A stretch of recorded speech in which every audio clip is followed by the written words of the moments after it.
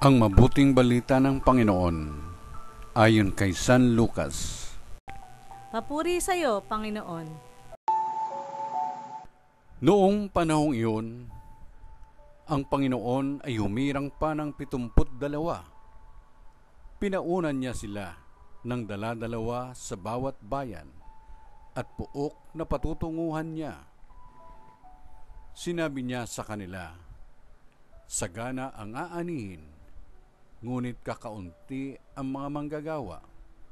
Idalangin ninyo sa may-ari na magpadala siya ng mga manggagawa sa kanyang bukirin. Humayo kayo. Sinusugo ko kayong parang mga kordero sa gitna ng mga asong gubat.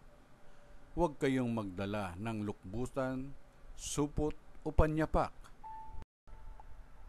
Huwag na kayong titigil sa daan upang makipagbatian kaninuman.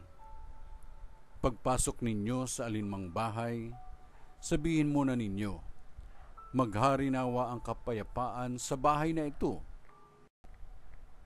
Kung maibigin sa kapayapaan ang nakatira roon, sa kanila ang kapayapaan.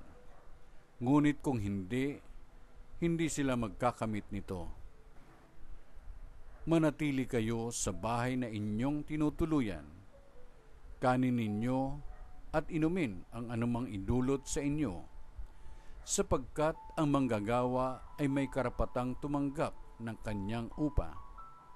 Huwag kayong magpapalipat-lipat ng bahay.